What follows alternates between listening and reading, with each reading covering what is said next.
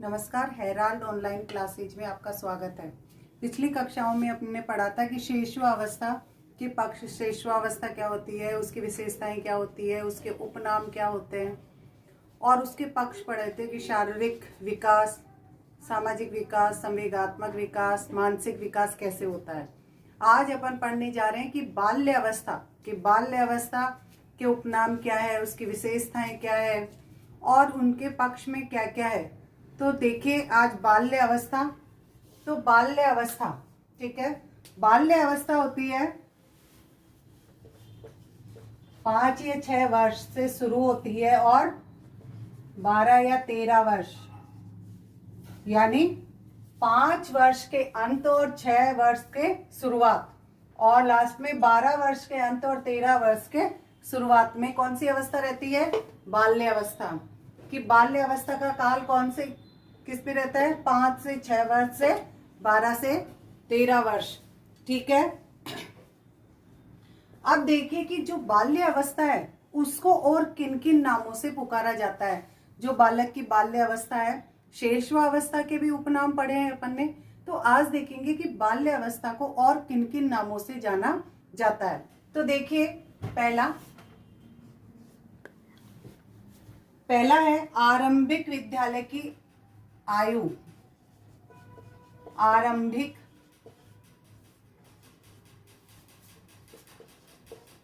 विद्यालय की आयु, आरंभिक यानी बच्चा जब बाल्य अवस्था में यानी शेषवावस्था में, देखो बालक जब शेषवावस्था में रहता है और 4 या 5 वर्ष का होता है तो बालक विद्यालय जाने लग जाता है, यानी बालक के विद्यालय जाने की शुरुआत हो जाती है। लेकिन बाल्य अवस्था यानी 5 या 6 वर्ष में जब बाल्य अवस्था शुरू होती है तो इसीलिए इसको भी कौन सी आरंभिक विद्यालय की आयु की अवस्था भी कहा जाता है। कि बाल्य अवस्था में बच्चा विद्यालय जाने की शुरुआत कर देता है। बालक की आयु, विद्यालय जाने की आयु कौन सी? बाल्य अवस्था होती है। बाल्य अवस्था में बच्चा विद्यालय जाने लग जाता है, ठीक है। सेकंड है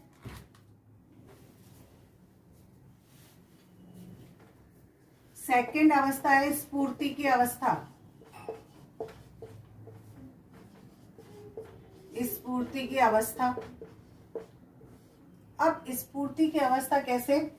यानी स्फूर्ति यानी स्मार्ट, यानी बच्चा जब बाल्यावस्था में होता है तो खूबसूरत, स्मार्ट होता है, इसीलिए इसे स्फूर्ति की अवस्था भी कहा जाता है। कि बच्चा उसमें बहुत स्मार्ट लगता है जब छोटा सा गोलू मोलू सा, तो इसमें इसको स्फूर्ति की अवस्था भी कहा जाता है, ठीक है। तीसरा है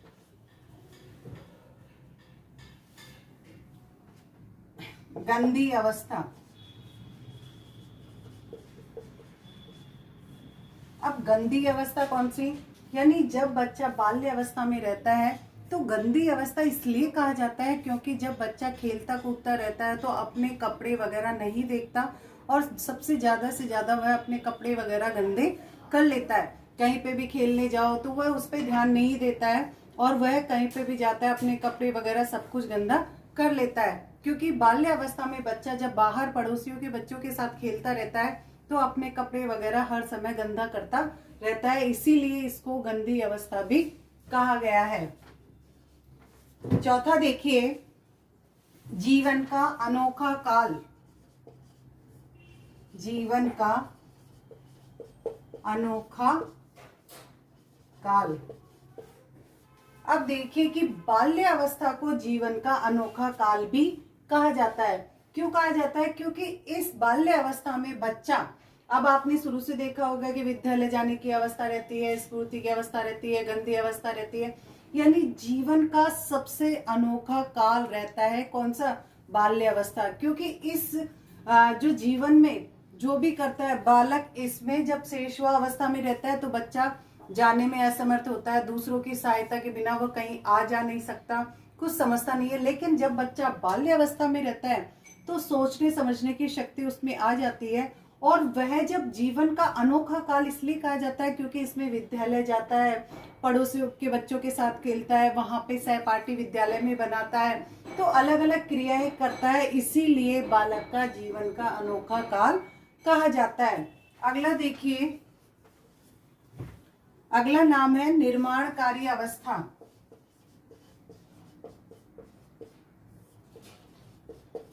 निर्माणकारी अवस्था। अब देखो, निर्माणकारी अवस्था इसलिए कहा जाता है क्योंकि जब बच्चा बाल्य अवस्था में रहता है तो बच्चे की सोचने समझने की शक्ति से ही पता लगाया जा सकता है कि बच्चा भविष्य में आगे जाके क्या करेगा, यानी कैसे पढ़ता है, कैसे व्यवहार करता है, क्योंकि भविष्य का पता निर्माणकारी अवस्था यानी बाल्य अवस्था में ही पता लगाया जा सकता है।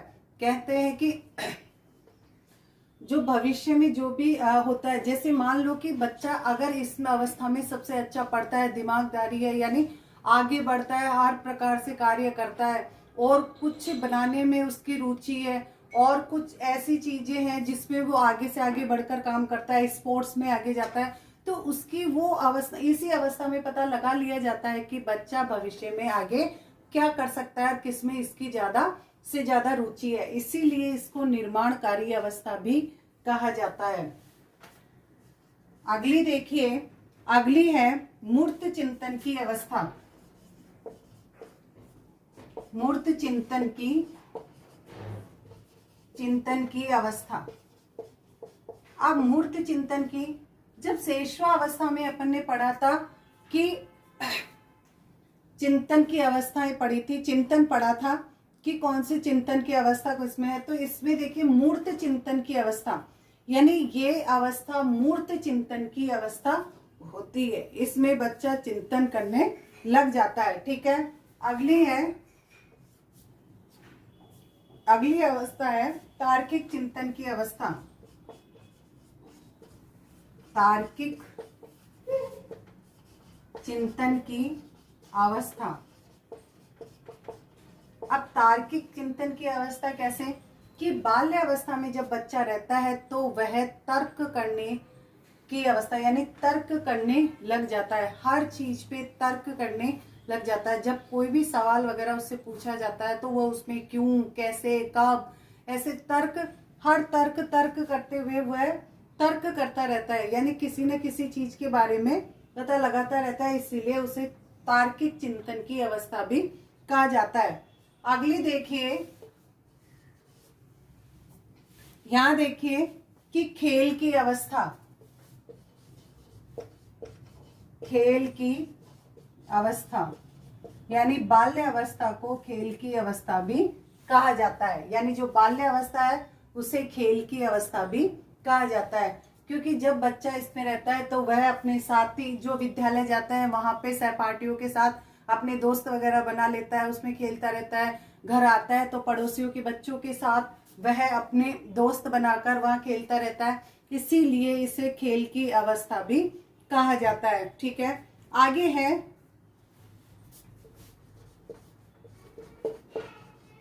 टोली या समूह की अवस्था। टोली या समूह की अवस्था, यानी टोली यानी टोली बनाना, समूह यानी समूह में, यानी जो अपने साथी वगैरह होते हैं तो वह बच्चा समूह में खेलने का इच्छुक रहता है, समूह बनाकर खेलता है। घर पे देखो तो पड़ोसियों के बच्चों का समूह बना लेता है, उसमें वह समूह बनाकर खेलता है, और जहाँ विद्यालय जाता है वहां पर भी अपने दोस्त बनाकर उन दोस्तों के साथ समूह बना लेते हैं। छोटे छोटे समूह में बच्चे होते हैं तो वह अपने समूह बनाकर खेलते रहते हैं, इसीलिए बाल्य अवस्था को टोली या समूह की अवस्था भी कहा जाता है। आगे देखिए वैचारिक क्रिया की अवस्था। वैचारिक क्रिया की अवस्था,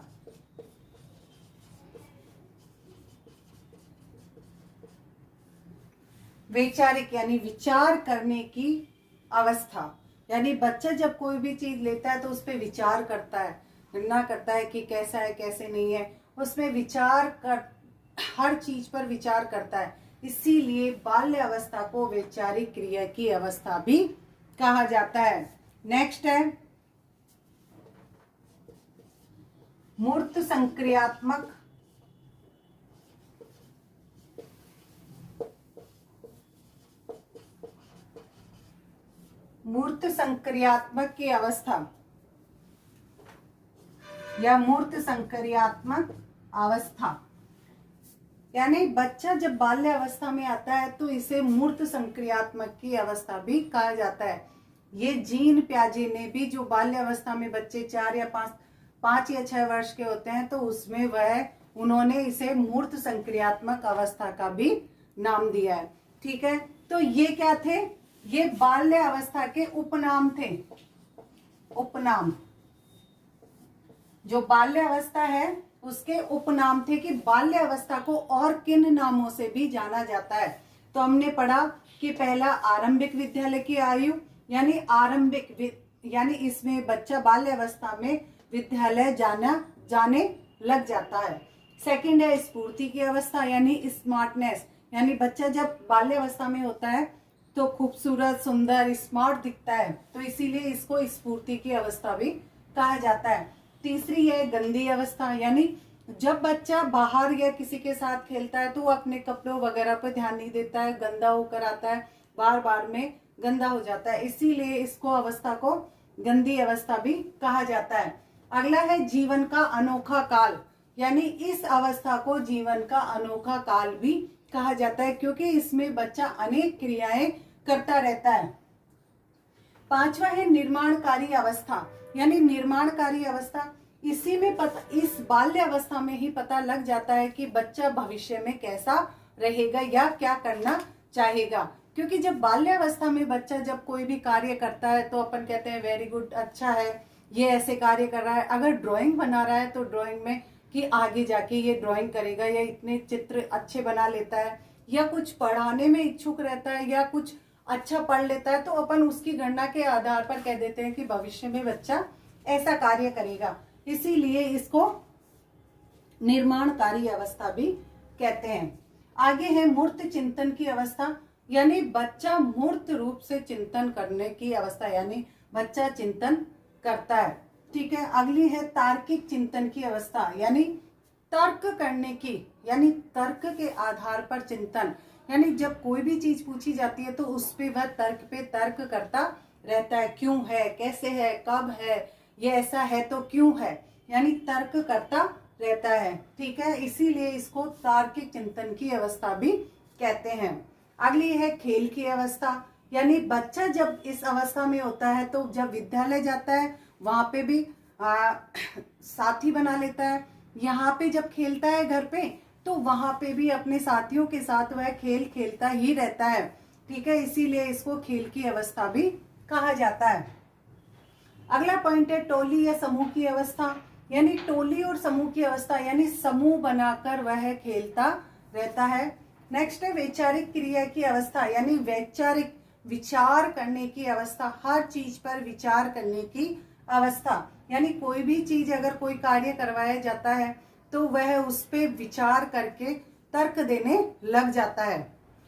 अगली है मूर्त संक्रियात्मक अवस्था, यानी मूर्त रूप से उस अवस्था में, यानी जो भी कार्य वगैरह किया जाता है, विचार करता है, तार्किक चिंतन करता है, मूर्त चिंतन करता है, तो इसे मूर्त संक्रियात्मक अवस्था जीन प्याजे ने भी 4 या 5 साल को मूर्त संक्रियात्मक अवस्था के रूप में रखा है। ठीक है, आगे देखिए,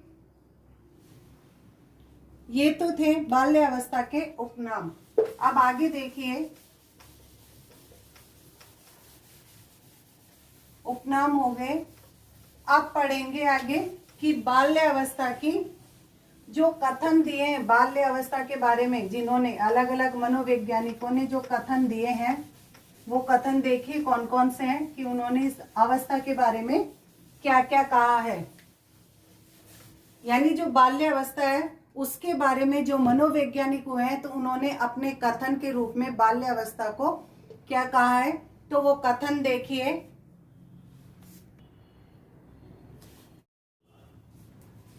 अब देखिए, जब उपनाम हो गए तो उसके बाद में देखेंगे कि कथन, यानी जो मनोवैज्ञानिक हुए हैं उन्होंने कौन कौन सा कथन बाल्य अवस्था के बारे में दिया है। सबसे पहले देखिए रोज के अनुसार, जो रोज मनोवैज्ञानिक है उसके अनुसार देखिए कि बाल्य अवस्था, बाल्य अवस्था मिथ्य परिपक्वता, मिथ्य परिपक्वता की अवस्था है, अवस्था है। यानी जो रोज मनोवैज्ञानिक है उन्होंने कहा है कि बाल्य अवस्था मिथ्या परिपक्वता की अवस्था है। यानी परिपक्वता यानी पके हुए, मतलब यानी सोचने समझने की शक्ति आना, बुद्धि आना, पूरी तरह से पक जाना उसके बारे में, यानी सोचना समझना। ठीक है, तो इसी मिथ्या परिपक्वता, इसी को छद्म परिपक्वता भी कहा है, परिपक्वता। ये किन के अनुसार है? रोज के अनुसार। अब देखिए किलपैट्रिक के अनुसार, किलपैट्रिक, इनके अनुसार देखिए किलपैट्रिक यानी जॉन डीवी के जो शिष्य थे उनके बारे में देखिए कि बाल्य अवस्था,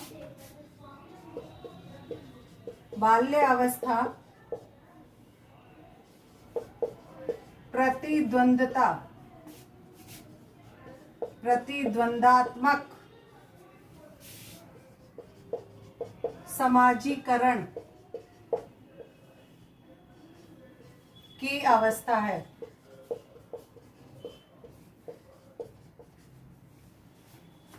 किलपैट्रिक ने कहा है कि बाल्य अवस्था प्रतिद्वंदात्मक समाजीकरण की अवस्था है। यानी बाल्य अवस्था, यानी जो बालक बाल्य अवस्था में है, प्रतिद्वंदात्मक यानी आपस में द्वंद्व करना, यानी लड़ना झगड़ना, समाजीकरण यानी समाज के अनुरूप कार्य करना की अवस्था है। ये किन्होंने कहा है? किलपैट्रिक महोदय ने कहा है। तीसरा कथन देखिए कि कॉल एंड ब्रूस के अनुसार, जो कॉल एंड ब्रूस, कॉल और ब्रूस, इनके अनुसार देखिए कि इन्होंने बाल्य अवस्था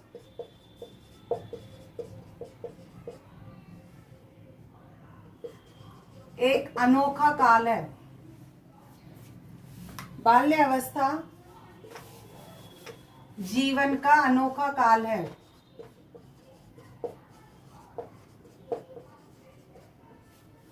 अनोखा काल है। यानी कोल एंड ब्रूस ने कहा है कि बाल्य अवस्था जीवन का अनोखा काल है। अपने उपनाम में पढ़ा था कि बाल्य अवस्था को और किस नाम से जाना जाता है? जीवन का अनोखे काल के नाम से।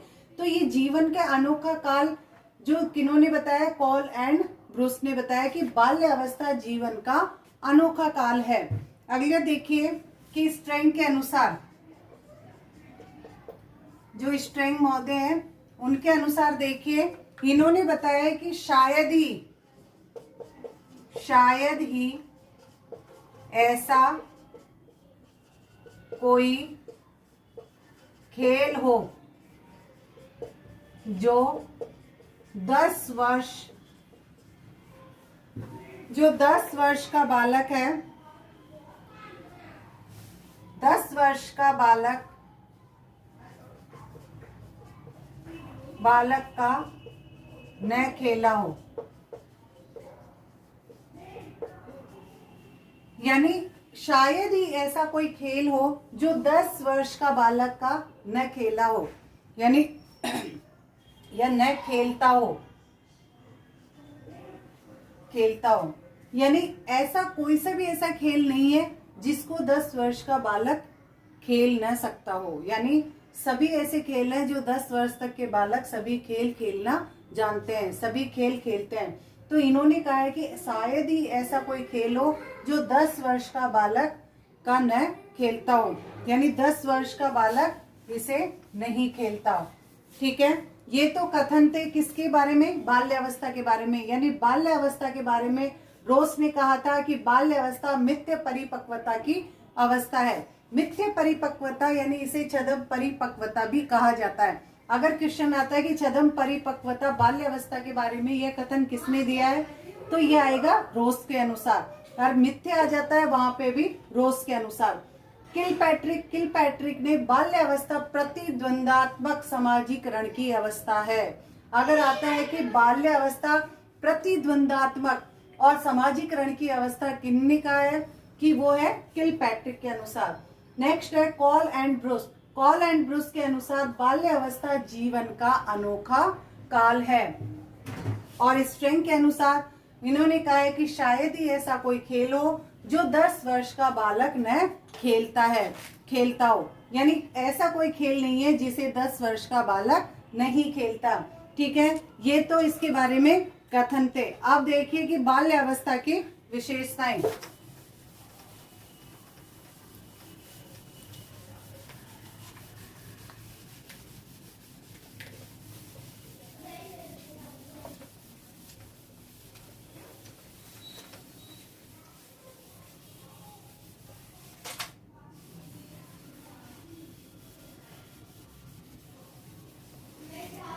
अब देखेंगे बाल्यावस्था की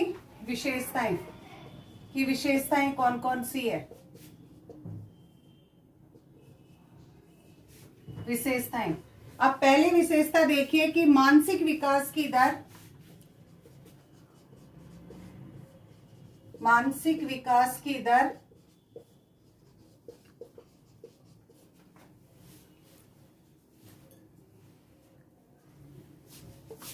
या गति धीमी हो जाती है।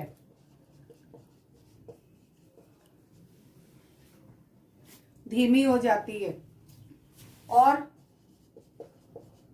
व्यवहार में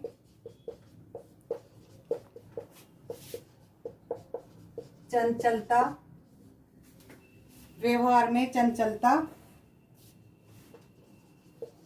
कम लगती है। ठीक है, यानी विशेषताओं में देखिए बाल्यावस्था की पहली विशेषता है कि मानसिक विकास की दर या गति धीमी हो जाती है। यानी जो बाल्यावस्था में मानसिक विकास होता है उसकी दर, इसकी गति क्या है, कम हो जाती है, और व्यवहार में चंचलता कम हो जाती है। ठीक है, यानी जो मानसिक विकास यानी मस्तिष्क का विकास होता है उसकी दर में कमी आ जाती है, और व्यवहार जो बालक का व्यवहार होता है उसमें चंचलता कम होती है। शेषवावस्था में बच्चे को देखा होगा कि उसमें चंचलता बहुत ज्यादा रहती है, और इसमें जब बालक बाल्यावस्था में आता है तो उसके व्यवहार में चंचलता का कम दिखाई देता है। ठीक है, नेक्स्ट है सेकंड देखिए संवेदनशीलता।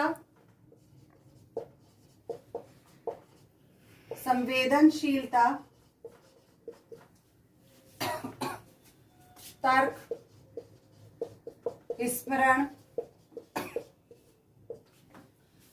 स्मरण चिंतन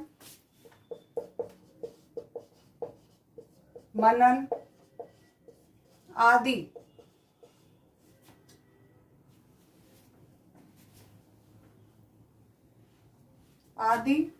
करने लगता है। यानी बाल्य अवस्था में बच्चा संवेदनशील हो जाता है। तर्क यानी बाल्य अवस्था में जब बच्चे के सामने कोई भी चीज आती है या कोई भी विचार या कोई भी कथन अगर कोई कहता है उसके सामने, तो वह हर बात में तर्क करने लग जाता है। स्मरण यानी याद करने की शक्ति। चिंतन यानी किसी भी बात को लेकर वह चिंताग्रस्त हो जाता है, उसके बारे में सोचना समझने लग जाता है। मनन चिंतन मनन यानी जो भी चीज बताई जाती है उस पर चिंतन मनन करता है कि ये अगर ऐसा है तो उसके बाद में क्या होगा, या ऐसा कर लेंगे तो क्या होगा।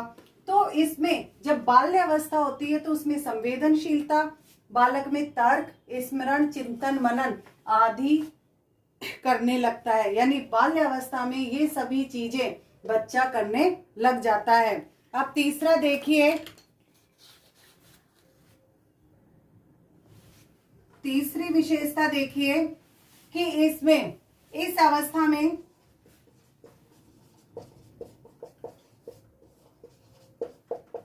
अवस्था में आत्मनिर्भरता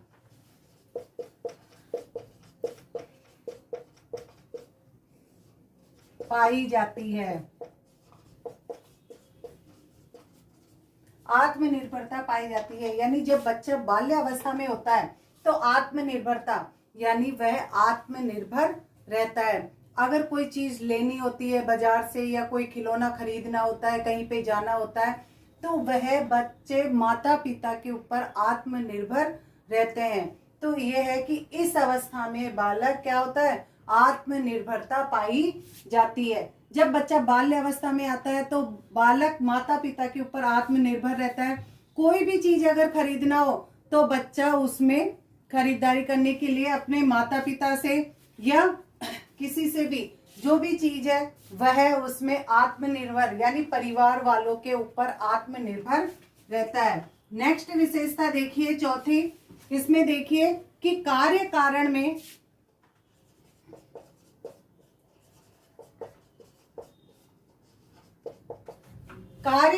में संबंध स्थापित करना।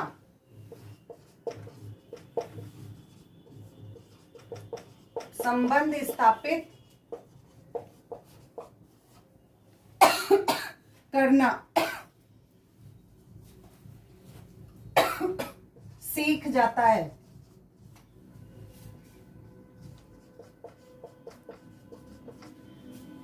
हाँ, चौथा विशेषता देखिए कि कार्य कारण में संबंध स्थापित करना सीख जाता है। कि बच्चा जब बाल्य अवस्था में आता है तो बच्चा कार्य और कारण यानी क्या कारण है कार्य करने का या करेंगे तो ऐसा क्यों होगा, उन दोनों में जो भी कार्य करता है या उसके बारे में सोचता है, चिंतन मनन करने लग जाता है, तर्क करता है उसके बारे में या सोचना समझने की शक्ति आ जाती है, तो वो जो भी कार्य करता है उसके कारण जानता है और उसके संबंध स्थापित करना शुरू कर देता है, यानी उसमें संबंध स्थापित करना सीख जाता है। कौन सा बच्चा, बाल्य अवस्था में। नेक्स्ट देखिए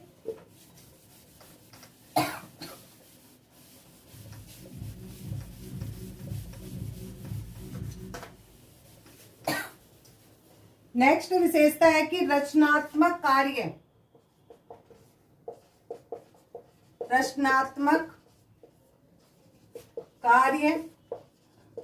करना सीख जाता है।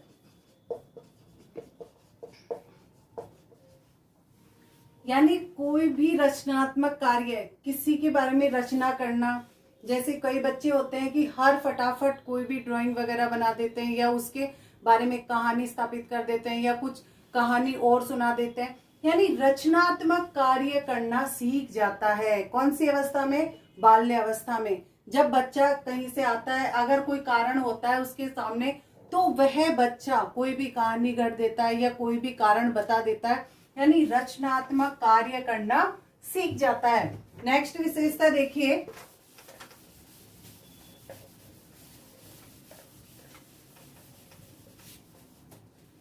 छठी विशेषता देखिए कि सामाजिकता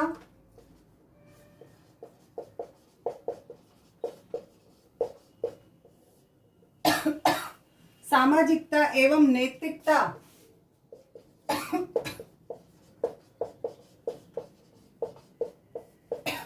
के गुणों नैतिकता के गुणों में तेजी से वृद्धि होने लगती है।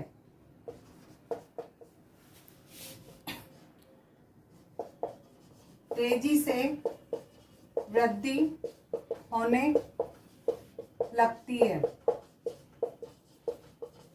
यानी जब बच्चा बाल्य अवस्था में होता है तो सामाजिकता यानी समाज से रिलेटेड, वह जब बाहर बच्चों के साथ खेलता है, पड़ोसियों के पास जाता है या पड़ोसियों के जो बच्चे उसके साथ के रहते हैं उनसे खेलना वगैरह समूह बना लेता है, उनके साथ हमेशा खेलता रहता है। और नैतिकता यानी सभी बड़ों का सम्मान करता है, मान सम्मान करता है, जो भी कार्य बताते हैं वो कार्य करता है। तो इन गुणों में वृद्धि होने लग जाती है, यानी ये गुण उसमें बाल्य अवस्था में ही व्याप्त हो जाते हैं।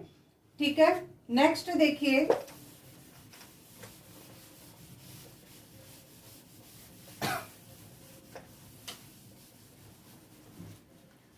अगली विशेषता देखिए संग्रहण की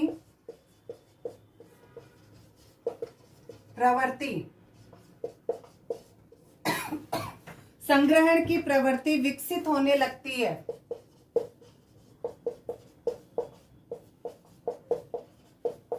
विकसित होने लगती है यानी संग्रहण, किसी भी चीज को इकट्ठा करना। बाल्य अवस्था में जब बालक बाल्य अवस्था में होता है तो इसमें संग्रहण की यानी खिलौने इकट्ठे करना या और कोई चीजें इकट्ठी करना जो खेलने की हो, ये सब चीजें वह इकट्ठी करके रख लेता है, क्योंकि अगर कोई भी खेलना होता है तो वह उसमें खेल लेता है। तो संग्रहण की प्रवृत्ति कौन सी अवस्था में, यानी बाल्य अवस्था में संग्रहण की प्रवृत्ति अधिक होती है। वह जब भी बाहर जाता है या दोस्तों के पास जाता है तो कुछ न कुछ अपने लिए खिलौने वगैरह इकट्ठे कर लेता है।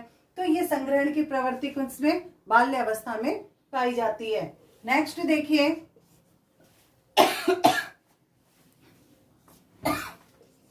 यौन ऊर्जा सुप्त रहती है। यौन ऊर्जा यानी यौवन की ऊर्जा, यानी शेषवावस्था में फ्रायड ने कहा था कि शेषवावस्था काम वासना की अवस्था है। यानी शेषवावस्था में जब बच्चा रहता है तो यौन की उसकी ऊर्जा बहुत अधिक होती है, लेकिन बाल्य अवस्था में यह ऊर्जा सुप्त हो जाती है। बाल्य अवस्था में यह नहीं रहती है। ठीक है, ये अपनी अगली विशेषता देखिए 9 नंबर। अगली देखिए कि बालक की रुचियों में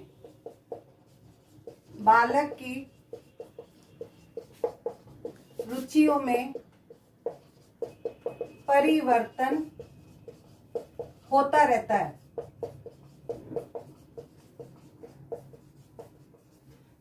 है। यानी जब बालक बाल्य अवस्था में यानी 5-6 साल से लेकर जब 13 वर्ष की उम्र तक रहता है तो बालक की रुचियों में यानी बालक की जो जिसमें रुचि रहती है उसमें परिवर्तन होता रहता है। जब बालक पढ़ता रहता है तो अगर उसके माता पिता पूछते हैं कि बेटा तू आगे क्या करेगा, तो कभी कहेगा डॉक्टर बनूंगा, कभी कहेगा वकील बनूंगा, कभी कहेगा पुलिस बनूंगा।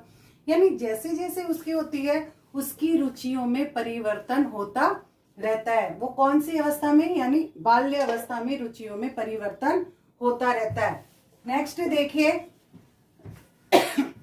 देखिए बहिर्मुखता आने लगती है।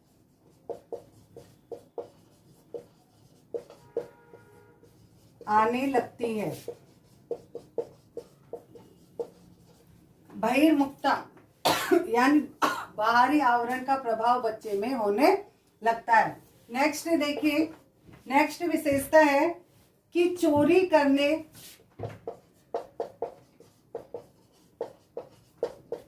व झूठ बोलने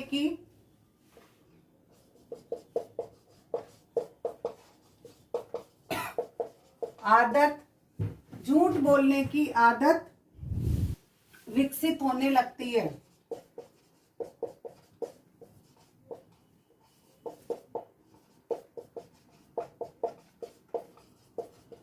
यानी जब बच्चा बाल्य अवस्था में होता है तो चोरी करने यानी कभी कभी वह अपने दोस्तों से या कोई भी जब स्कूल जाता है तो वहाँ क्लास में किसी की भी चोरी करना या पेंसिल वगैरह या कॉपी वगैरह छिपा लेता है। तो चोरी करने की आदत बाल्यावस्था में होती है। झूठ बोलने यानी झूठ बोलने की आदत भी बाल्यावस्था में अधिक होती है। वह माता पिता से या हर किसी से झूठ बोलता रहता है। तो चोरी करने की और झूठ बोलने की आदत बाल्य अवस्था में होती है। शेषवावस्था में बच्चे में ये सब चीजें नहीं रहती है। जैसे जैसे बढ़ता है तो बच्चे में चोरी करने और झूठ बोलने की आदत विकसित होने लगती है। ठीक है, नेक्स्ट देखिए भाई बहनों में झगड़ा। भाई बहनों में झगड़ा यानी जब बच्चे बड़े होते हैं धीरे धीरे जब बाल्य अवस्था में आते हैं तो बाल्य अवस्था में आने के बाद में जब घर में 2 बच्चे रहते हैं उसी उम्र के, तो वो लड़ाई झगड़ा करते रहते हैं। या तो भाई भाई से, भाई बहन से, बहन भाई से, ये सब आपस में झगड़ा करते रहते हैं। ठीक है, अब नेक्स्ट देखिए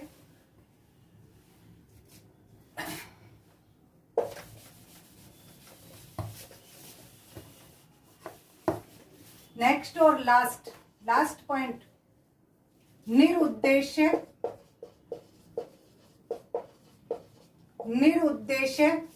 घूमने की प्रवृत्ति।